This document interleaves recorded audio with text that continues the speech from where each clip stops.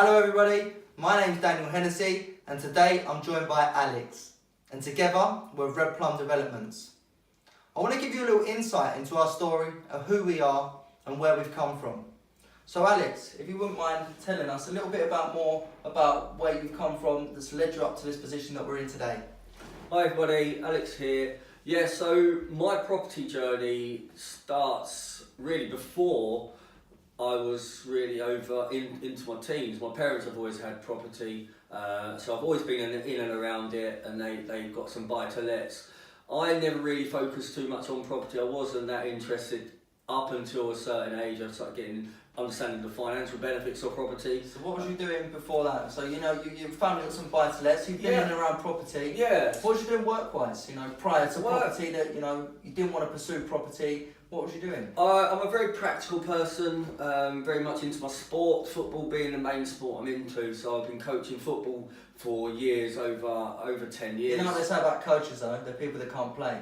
Can you play? I used to be able to play until I enjoyed my food a little bit too much, I think. So I had some great experiences football coaching. I actually managed to go and live in America for a year coaching football over there. That was a fantastic experience. I set up my own football coaching company, running toddler football as well as going up to older ages. Also coached for Arsenal's academy. What was your real reason behind the coaching though? I know. Yeah, so my reason behind coaching, as well as my love of football, I like inspiring other people and giving a little bit back to my community.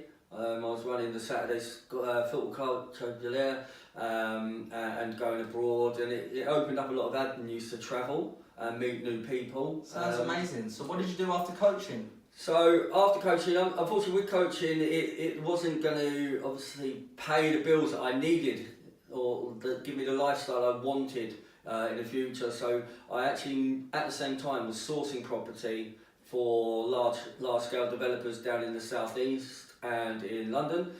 We were buying things from 30 units right up to 100 unit developments. What type of GDV was you looking for? In a particular development, so these guys are looking, what would you be looking for? We'd be looking at GDVs anything from 2 million right up to, well, as high as possible really. So no cap on really what you're looking for, just all about, what was it all come down to then? It all came down whether the numbers stacked. And kind of our exit strategies. The exit strategies for my clients was to sell the units on. So develop, build, and then obviously sell the units on for a profit. It was around 20 to 40% profit at a time. So from that, it's given me a good insight into doing a lot of due diligence nationwide. And yeah, that's so really enabled you to be able to stack a deal, know whether a deal's right. And I suppose if you're doing it nationwide, then you could be going anywhere, So you've got to really don't particularly need to know an area. You just need to know how to stack the deal and whether it works for your particular investors, right? That's correct. So I mean, from this, I've managed to build up a huge network of both developers themselves. And also other sources, which I always like working with other sources and sharing our expertise and developing, because I think if you can go work with someone, it can take you a lot further than necessarily always working on your own. So about leveraging, so to speak, Leverage the time, and it's a lot more fun working with someone. I'm lucky enough to work with Dan now, and Dan's got a lot of energy and actually brings a lot to the table, not just property-wise, but just in general, his energy, and he's a fun person to be around. Thank you. No, you're welcome. You're welcome. I won't go on too much about him because otherwise the head might grow. But Dan, what's your kind of story?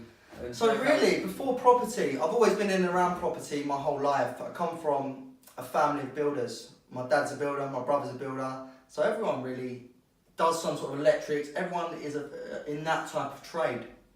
So I was at one stage part of the firm, as they say, and we was building properties, involved in extensions, patios, you name it, we was doing it.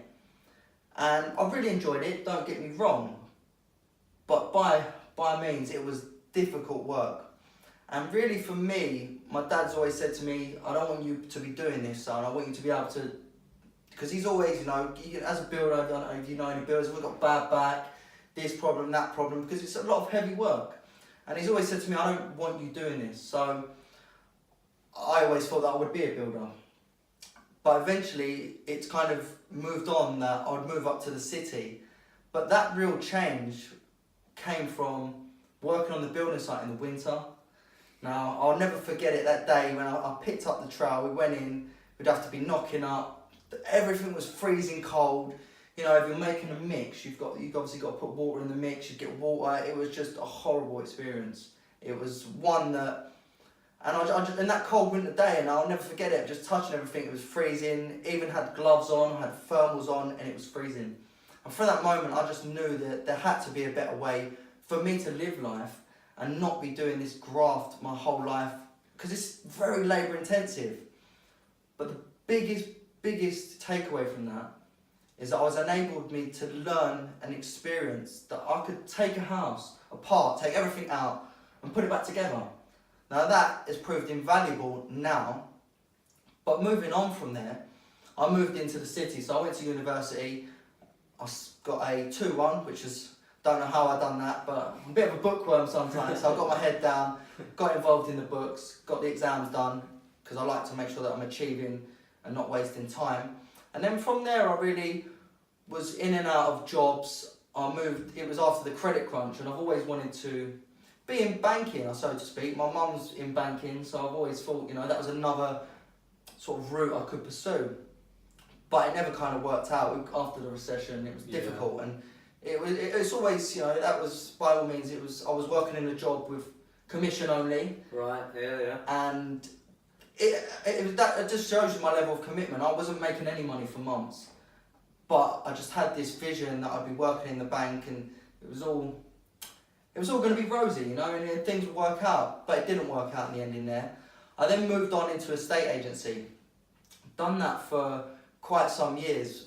So at that stage, I could then take a house apart, put it back together. I could then have the background in the sense that I knew how to sell a house, dress a house, how to deal with vendors, how to deal with agents, how to deal with other people, and really built good customer experience. So from there, my estate agency, I moved up to the city. Right. In the city, me and my best mate, we had a financial services company. It was a really good couple of years together, but I don't know about you, what it taught me is another valuable lesson. I like to take lessons, as you can probably tell, from each experience, because the lessons are invaluable to each experience. And what that taught me is that I don't want staff. Have you ever had staff before? I'm lucky enough not to have had staff. You sound like you're lucky because you must know. Yes, but I've worked with toddlers. So, well, that was how I felt like I was working with toddlers. So I don't know if you've had staff and you can relate to me on this one, but when you've got staff, you're kind of become their boss, but you become a teacher. So some of these guys would just turn up late. It'd be like part of their DNA to be late. I mean, the excuses that you would get is unbelievable, and you'd think, wow, Now I understand when you walk into a job and you've got someone who's really frustrating you, because it's frustrating. These guys lunch would be on their time, and even though I'm the one paying the bills, it'd be all on their time. And it just taught me that staff is not for me, and employees is not something or a route that I'd want to go down. So from there, we wound up the business. My friends opened up a successful sushi chain, which I'm very proud of him for. And I've moved into property. But before I go into property and my journey into property, tell us a little bit about your experience and why you got here and how you've got here. Yeah, so that's commendable, Dan. I like that you've had such a good experience. It highlights to me why you're quite in depth on certain things and your passion for property in general. Myself, obviously, I was going through what I'd done previously and where I'd come from and sourcing property for other developers. I personally wanted to get on my own portfolio.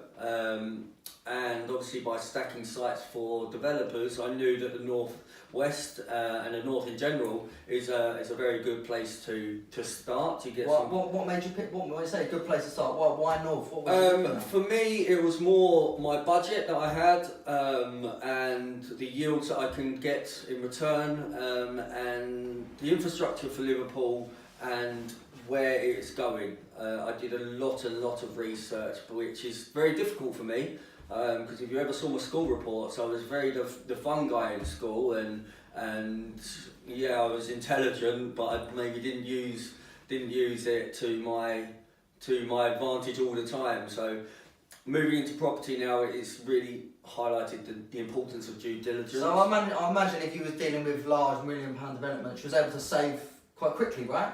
Yeah, so yeah, with multi-million-pound developments, it's a high risk. So I had to really know my numbers and do lots of comparables all over the place, phoning different estate agents, knowing where the best deals would be. I don't know if anyone else has kind of experienced things when other people get things valued.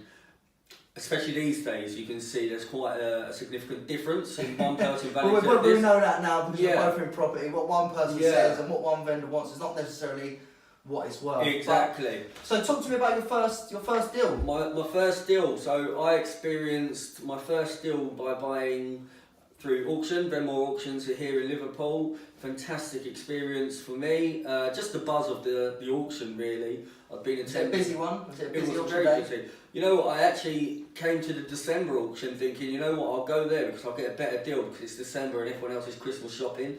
Well, they're Christmas shopping on the houses by the sounds of it. Yeah, they actually, yes, well, exactly that. It was probably the busiest auction I've ever been in, and the energy in there was just electric. One thing I would say to anyone is know your figures, know your exits, sit on your hands.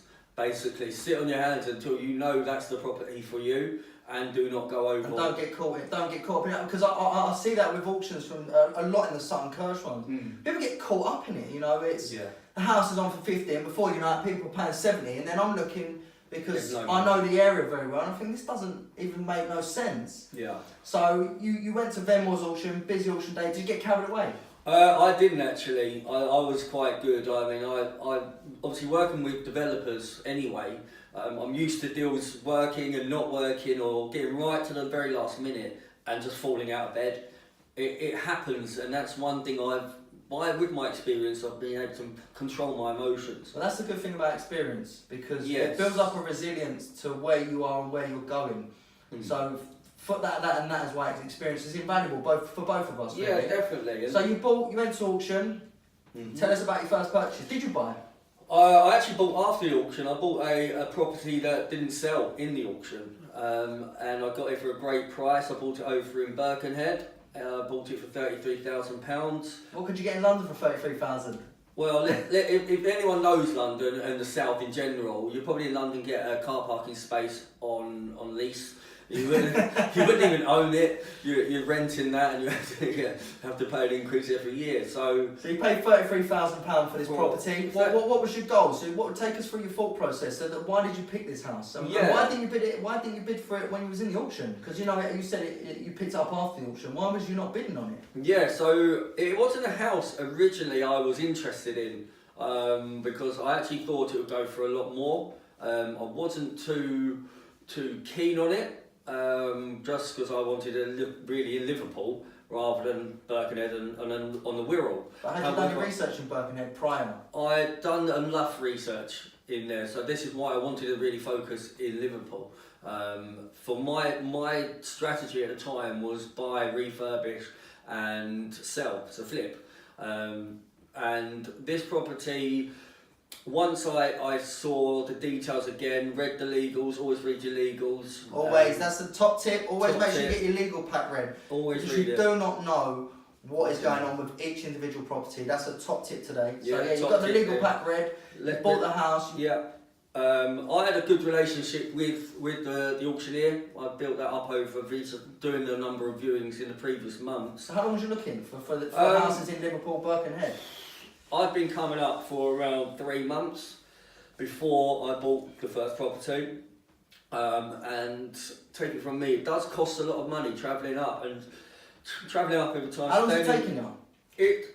That took me 3 months. I must have seen around 50 properties before I finally took the plunge. How fun is it though, just looking at properties?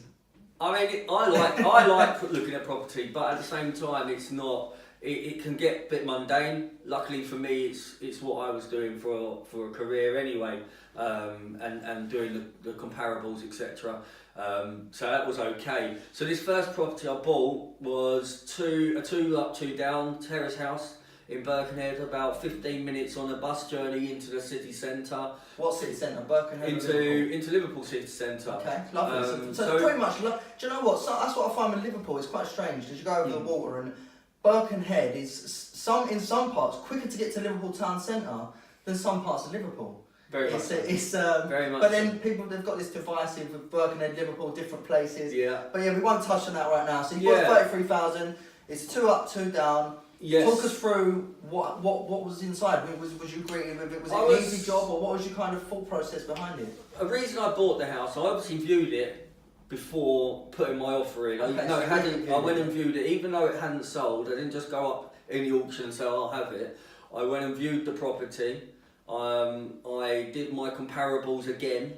I checked the distances and what the area was like. So I did a thorough due diligence on this property before then going back to the auction and saying yes, I will buy it. So it was 15 minutes to the city centre, like Dan's just mentioned. That's closer to the city centre in Liverpool than some areas of Liverpool to the city centre. So that was a massive bonus to me. I also did a number of comparables on what's sold recently, what's for sale on that road. Because obviously doing that sort of thing, you need to know your exits and what your strategy is. Totally agree on that. Yeah. And that's another tip. Make sure you know your exit when you buy a property, because that will enable you to put the deal together sufficiently to know what you can spend in between, to know what your margin will be, and then you can work backwards. You always, in property, you make money when you buy. It's when you buy the asset, not when you sell. Yeah, very much so. So I knew that I could sell this property maximum at £55,000 maximum, and that's the highest it will go for the time scale that I wanted it to. I could sit on the property for years and it'll probably go up more. But my time frame, I knew. But we can't predict capital growth. No. So that's why we don't predict capital growth, because we do not know if we're always going to get capital growth, because it's not guaranteed. So capital growth is not guaranteed. Exactly. So I knew my numbers. I bought it for 33,000 in the end, which was a fantastic price. Cheap as chips, as they say. Yeah, definitely. And then I only spent £6,000 doing the renovation because I'd done most of the renovation myself. I did this because I knew the ceiling price I could get on the property, and I aimed for around a 20% profit on any flip that I do. So I needed to be selling at around the 50,000 mark to really make it worth it. For me, fantastic news. Yes, I got my 50. So what notes before you you bought it for 33. What was your renovation costs? And how long did it take? Yeah, renovation costs took 6 months, 6 to 7 months. Reason being, it should have been quicker, but England obviously were in the World Cup last year. Don't remind us. Yeah, I thought it was a fantastic World Cup personally, but I actually travelled all the way back down to Kent for it to watch that with friends and family. So I pretty much had a month spent in the pub, which was fantastic, obviously. But it did obviously put work back a little bit on the property, and obviously the further we got in the World Cup, it escalated. So 33,000. Yeah. How much did you spend on it? Spent £6,000 on it. Took you 6 to 7 months. Yeah. Did you sell it after the 7th month? Sold it after the 7th month. So how long was it on for? It was on for about 3 to 4 weeks. So I was over the moon with that. I thought, actually, as I was doing the work, thinking, oh, maybe this is going to be a harder sell than I thought, purely because I was spending more and more time there and speaking to more and more people. Obviously, the issue that you have when you're buying a property, there's only a certain amount of due diligence that you can get through before the property has to be. You have to make that decision.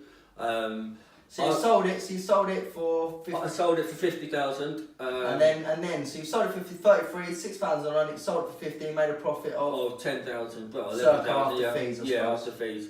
So then from that property, you then moved on to where? Tell us where you went next. What happened next? So actually, funny enough, because I was doing that property up in Birkenhead and I was travelling up to do the work, it was costing me nearly between £300 and £500 a week, renting an Airbnb or a hotel room, travelling to the property, travelling up from Kent to Liverpool to carry out the renovation, and only being here for a week, you couldn't get too much done.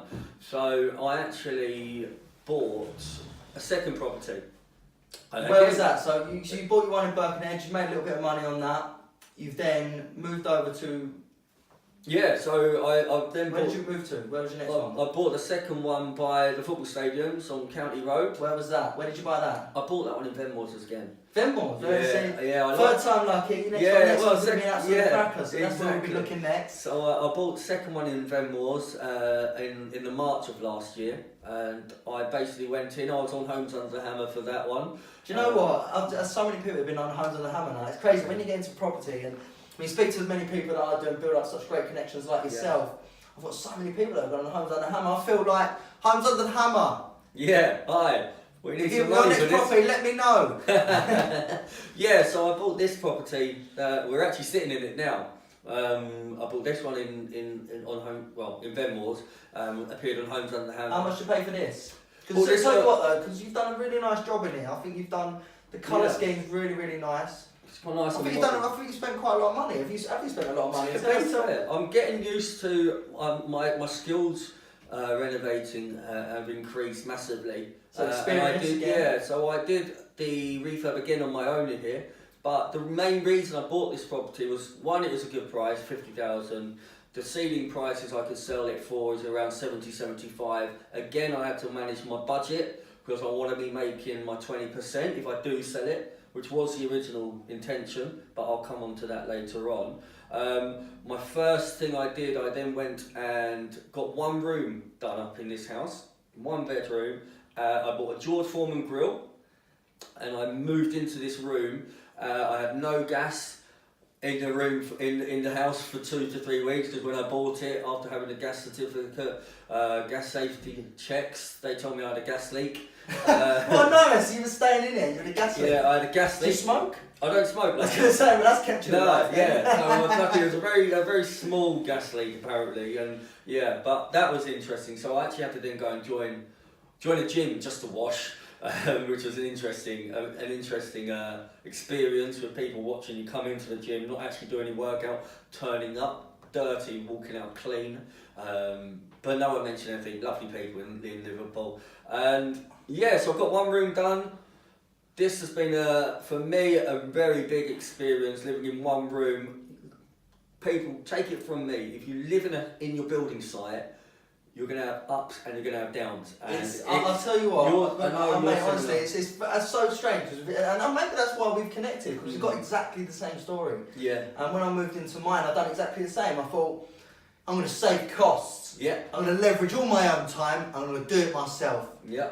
I won't be doing that no more. That's my lessons learned. Homes Under the Hammer, they show you the beginning, the end, and there's no middle. There's no pictures of you with your George Foreman, staying in the room, going to the local community centre, to the gym to have a shower. Yeah. It's do you know what I found tough? The most toughest of all, it's the fact that when you come back, everywhere's dirty, and do you know what? You can't switch your mind off. So you come in the door and you be like, right, tomorrow, got to do this, got to do that, got to do this, got to do that. So before you know it, you're writing up a list and you can't relax. Would you agree with me on that? Very much so. Yeah. I live here now and I still walk around going, oh, I need to do that, I need to do that. I think with property though, and I think this is another thing, it is a forever ending task, so to speak. Yeah. You know, there's always going to be something in your house you can do.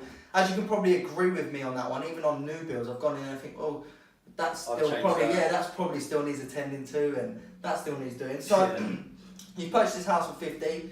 You've done the renovation yourself. You stayed in the middle room. That's right. Difficult. Very difficult, but I've really enjoyed it. I'll be honest with everyone. It's an experience in itself. Again, like Daniel, it's probably not something I'd repeat. I'd certainly. Well, now I don't need to as well, because I actually moved here. The intention was to sell this house, but if you want to invest somewhere, and you want to make a real go of it, unless you've got someone on the ground, like someone sourcing the property and you can trust them full-heartedly. Did you use a power team at all? Did you use any trades? You know, I used a few trades, but they were individual trades. I did a lot of the work myself, unless it was big jobs like the electrics, like the gas, things like this. You have to get people in that you can qualified. trust. But more so for qualified. So electricians, you're going to need certificates that it's all signed off, and gas as well. There are two areas of property that if you're not qualified in, I don't ever recommend you do yourself. Never, actually, I don't even recommend you do yourself. You don't do yourself. Yeah, don't. You get the experts in and let them do it. Yeah. So you bought it at 50. How much have you spent on this? It looks like you spent quite a lot. I spent £7,000 on this. How are you doing this so cheap? Because I'm very skilled and I shop around. So I do a lot of research on where I can get products and my materials from. And obviously you've got to, again, it comes down to knowing your end goal and where the ceiling price.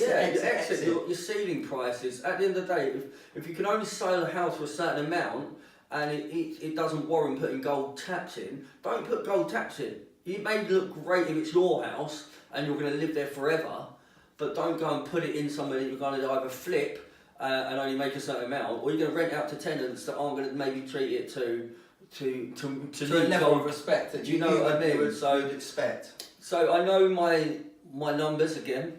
I know the maximum. So give us the numbers on this. Give us a quick rundown on this. Let me give you the numbers. So bought for 50. I spent 7 on it. I got it revalued at 70, and I actually had an offer of 70 2 days after I decided to move into the property, which I turned down. I turned it down because once I made that decision that I have to be living in Liverpool, I knew that. And honestly, I do not think you can invest in property if you don't stay in the local area. I think that for me, far away investing, for me personally, I don't know about you, is a bit of a myth, to be honest, and unless you've really got people you can trust. Yeah. And that, in this day and age, is quite few and far between, but that's all my opinion. Yeah. I mean, I that's one thing I did. I made that decision. I said, right, if I really want to make a go of everything, then I need to move to Liverpool. That's my investment area. I need to become an expert in that area. Got to be on the ground. Got to be on the ground. I mean, that's how I've met Daniel. I mean, at the end of the day, I made the decision. Networking is key. I put on Facebook, right, everybody, I'm moving to Liverpool. Anyone in Liverpool want to meet up that's in property, let's meet up, let's have a coffee. First person to reach out was Daniel, which I'm forever grateful for. We went and met. I moved up on a Thursday and we met for coffee on the Monday, and Dan gave me some fantastic information.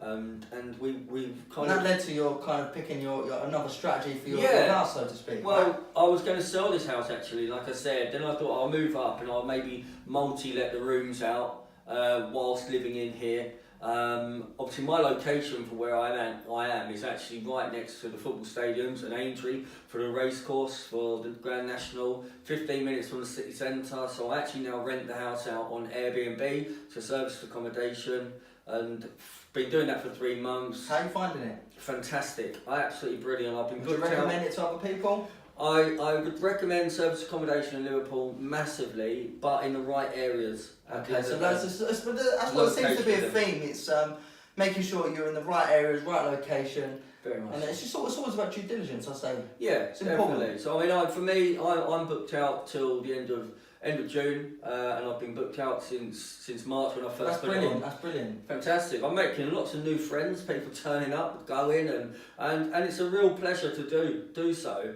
And yeah, that's kind of where I'm at. I know, Daniel, you had a different strategy, didn't you? Yeah, so originally, well, no, it's similar. So I've done a lot of research on a property and on Liverpool. I like the infrastructure, I like the areas. The one thing that I'd say about Liverpool, which you can probably agree with me on, is there's pockets of areas that you need to miss, pockets of areas that are great investments. And these pockets of areas can be street by street, which is incredible. And, you know, being from London, I don't know about your area, but mine is everything's the same, you know. There's no street that's any different to one. It's all just expensive. Yeah. So it's more total areas in London. yeah, it's more like boroughs and everything's fine, whereas Liverpool's quite segmented. So from that, I purchased. I'm totally opposite to you again though. I went to Sutton Kirsch. Oh, okay. So I went to Sutton Kirsch, and you purchased at Benmore. Yeah. I found a house for £60,000.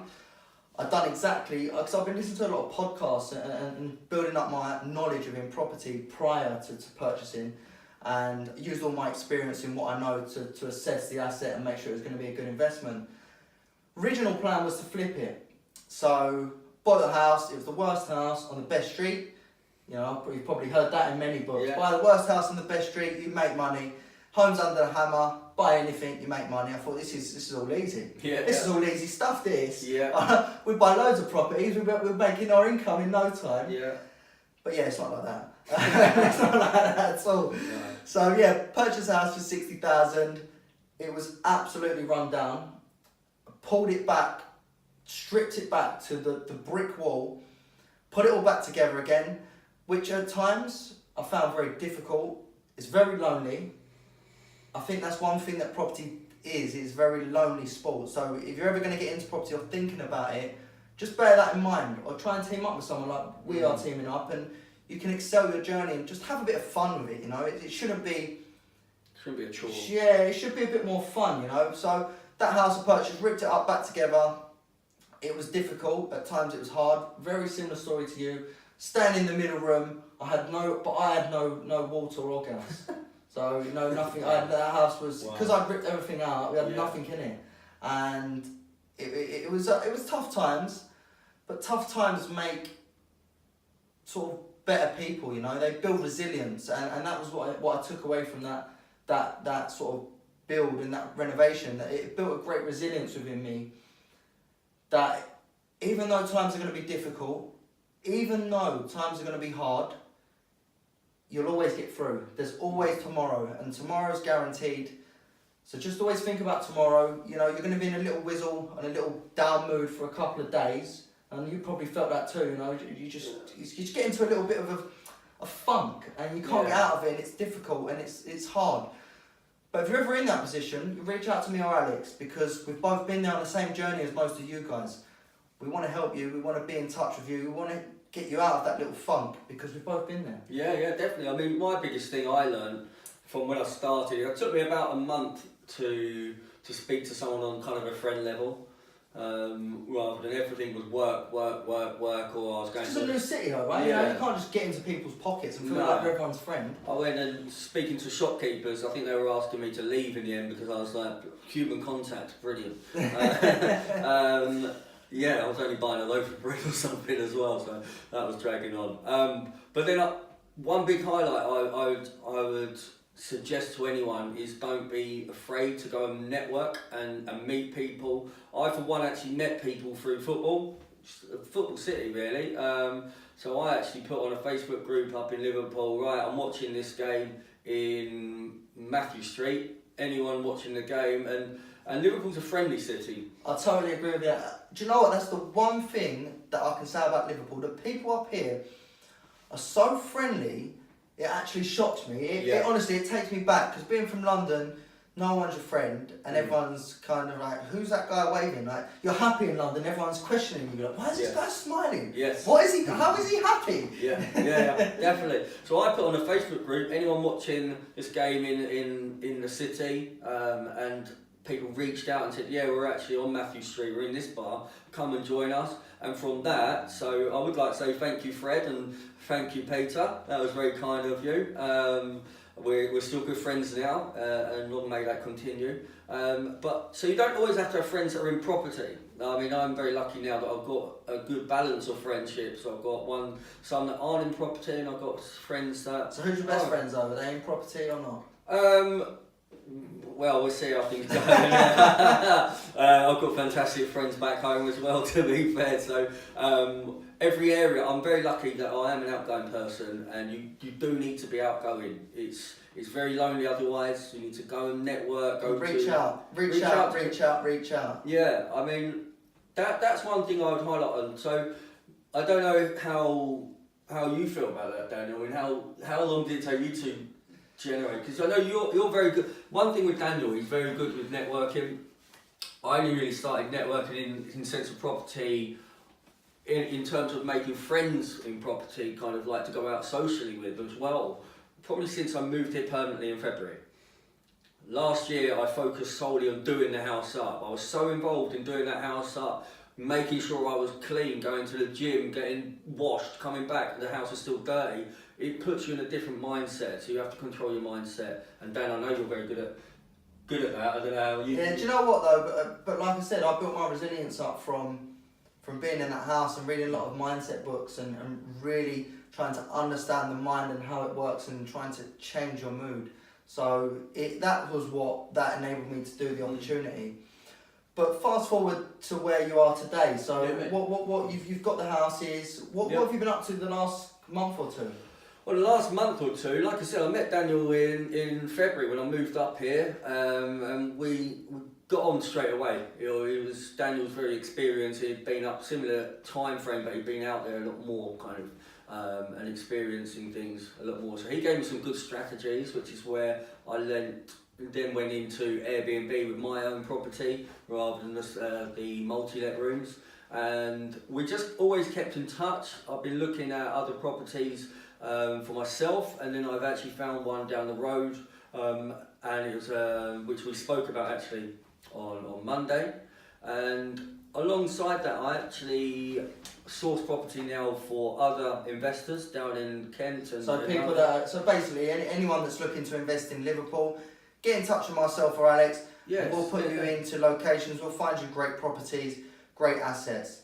To give you an example of kind of what we also offer, we've been both viewing properties for people in London. We're finding a lot of people from London are really wanting to get into the Liverpool market. It's quite buoyant at the moment. So we understand, which is why we're both here, that it's a great opportunity. So on Monday, last week, I went to view a house for a client on his behalf.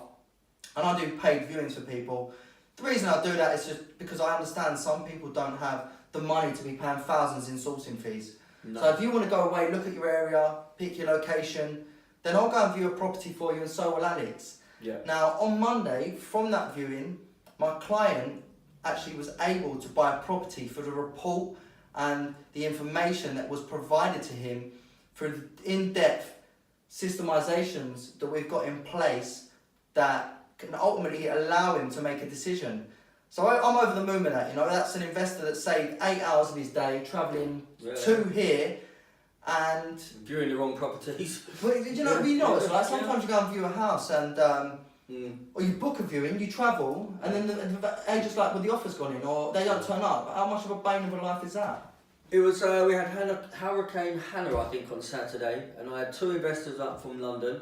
We had 4 viewings booked in, and we was at one of the viewings, pouring down with rain. Dedication? We're dedicated, and yeah, the estate agent just didn't turn up, didn't call. I had to then explain to my investors, apologies about this, because it puts a bit of a sour taste in people's mouths when you're travelling up all the time. So yeah, like Dan said, if you're keen to invest in Liverpool, we can save you time, money, effort. We've got experience. We know where to invest. And we're investors. That's the most important thing. So we know what we're looking for. So if you're an investor looking to get in Liverpool, get in touch. But more importantly, touching back on to where Red Plum Developments has come to now. Mm-hmm. So we've actually acquired an asset and we're going to be turning it into 3 one-bedroom flats. It's going to be our first project together, which I'm really excited about. I think we're very much the same people on the same path on a great journey. Now, the other day we done a video which we was intentionally only looking to raise some money to give people a better return on their money than the banks. From that video, how much have we been able to raise? Are you ready? So from that video alone... But hold up, drum rolls. We've raised £200,000 to invest in our future projects, which for me is unbelievable. But I just want to touch on that note. Everyone that's watched that video and everyone that's been following both of our stories, we are forever thankful and very grateful that you reached out, especially the guys that want to get involved in the project and help with funding the project. We're very grateful for you, and without you, we wouldn't be able to potentially do that development. And so thank you for that. We look forward to you being part of our journey, and we can't wait to show everyone else what we've got in store and help as many people as we can get into the Liverpool property market. But moving on, we are now both going to be part of the PIN networking event, which is on the 4th Thursday of every month. So if you're in Liverpool and you're looking for a networking event, myself and Alex are going to be part of the team over at PIN with Julie and Ollie, which is on the 4th Thursday of every month. But more importantly, myself and Scott Williams have got our own networking event, which is in Crewe. That's on the 5th of June. That's in Crewe at a very prestigious golf club, great location. I'm really looking forward to running that event. It's all about connecting people in property, which is what myself and Alex are all about. Our guest speaker is going to be Tej, and tomorrow at 12:30 we're going to have a special announcement for a further guest speaker, and I promise you now, you won't want to miss out. I think there's still early bird tickets available, so get yourself on there. I'll put the link below, and we just want to thank you very much for taking your time to watch this video today, listening to our story, and we wish you all the best. Have a great weekend. Yeah, so enjoy your bank holidays. If you are working, don't work too hard. Relax. Remember, always do your due diligence. And thank you very much for listening. Thank you for listening. Do get in contact if you want to know more about our journey. Thank you. Bye.